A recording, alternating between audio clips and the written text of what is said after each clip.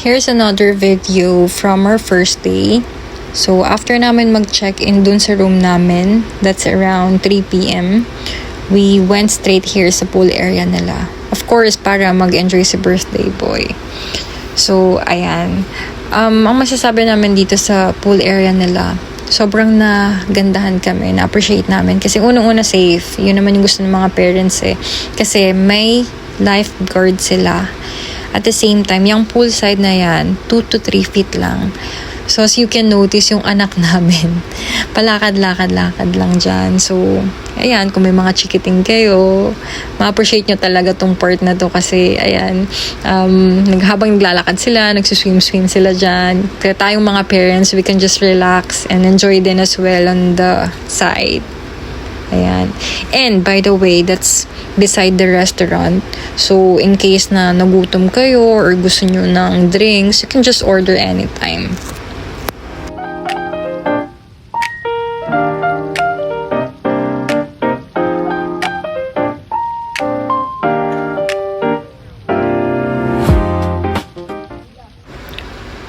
This is the other pool side. This is for adults. Bali, ito yung may 4 to 9 feet. So, imagine may 9 feet sila. So, yung mga gusto ng malalalim, ayan, magugustuhan nyo to. Then, meron din silang bubble pool area. Yan, sobrang tagal naming nagsiswimming dyan kasi gustong-gusto yan ng anak namin. Kasi, syempre, may bubbles. And then kami rin mag-asawa, na-enjoy namin kasi sobrang therapeutic. Ewan ko ba, hindi ko ma-explain, pero sobrang nag-enjoy kami mag-swimming. Ang tagal namin nagsiswimming. Parang nung first day namin, halos 6 hours ata kami nagsiswimming. And then on the second day, halos buong araw. Pero mix yun na. Of course, nagpunta rin kami sa beach. Pero mas matagal kami nagstay, of course, dun sa swimming pool. Hindi lang kami. Actually, yung ibang naka-check-in din that time, talagang nag-swimming din maghapon. Hindi ko ma-explain kung ano meron dyan sa swimming pool. Parang for a long time, hindi naman kami swimming ng ganong katagal ng asawa ko. I don't know, probably because sobrang warm ng water, ang relaxing ng ambience. Di ko alam, or baka dahil syempre nakikita namin yung anak namin na nag-enjoy. That's why we were able to stay for a long time din. Basta sobrang na-appreciate namin yung place. Sobrang marirecommend talaga namin to sa mga parents na gusto mag-relax with their kids.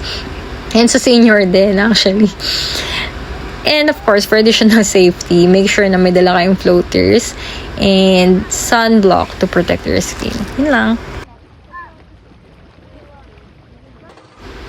Another good thing about this resort, meron silang mga bike. Hindi lang for adults, meron din for kids. And it's free. And then you can actually use it to roam around the place kasi may bike lane. Well, actually kasi meron silang e-bike. Yung e-bike, yun yung ginagamit na service kapag gusto niya magpahatid dun sa beach, if you wanna go back to your room, and of course to go back to the resort. So, 'di ba? Sobrang convenient lalo na kung may mga senior din kayong kasama. Pero ako, ayan, nagkaroon ako ng me time. Binigyan ako ng asawa ko ng me time. Nagbike ako papunta dun sa dagat actually. Actually, nag-iikot din ako dun sa villa. Hindi ko na binidyohan kasi ang hirap kaya mag-bike na nagve-video. Pakmasemplang pa ako. Pero, ayan, papunta ako dun sa beach. Unahan ko na ha, mamaya pa yung pinaka-video nung mismong beach. Honest feedback lang, yung beach, set ko lang yung expectation nyo. Shared beach siya with other resort. So, hindi siya talaga private beach. And may mga renovations nearby. Kaya, sakto lang, hindi siya wow na wow for me. Pero okay yung dagat itself ha. Kasi malinis yung tubig, malinis naman yung shoreline. So, of course, if you're just here to swim and let the kids play, it definitely does the job.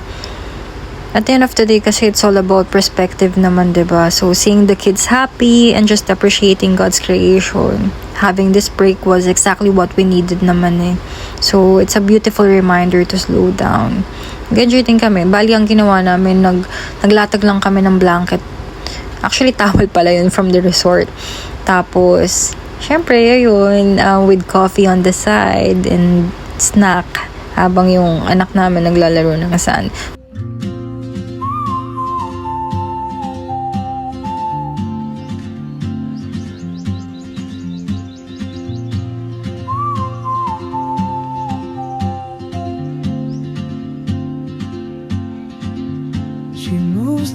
map with no borders, a whisper caught in the wind. I see her boots at the corner cafe, with a notebook and a grin. She's chasing skies I've never named, while I stay in my lane. Another video on my phone, share ko na rin. Ito yung breakfast buffet namin. Tapos, during lunch and dinner, ayan, nag-order din kami sa restaurant nila. So, that's one more thing na may pagmamalaki ko dito sa place na to. Sobrang sarap ng mga pagkain nila. We tried their kimchi nigang, tsaka yung beef wellington nila, as well as their pastas. Lahat sobrang goods. Hindi siya ganun ka-expensive, hindi rin siya ganun kamura. Sakto lang, tama lang yung price. Tapos, meron din silang cafe. Yun din, trinay namin yung mga signature drinks nila. Lahat, masarap din.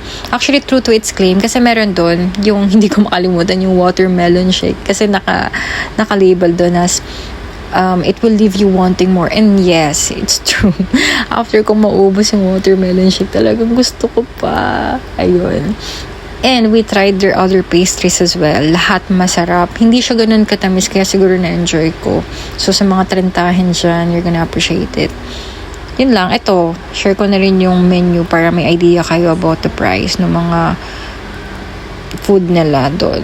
This is for the restaurant and cafe na halo naman na yan.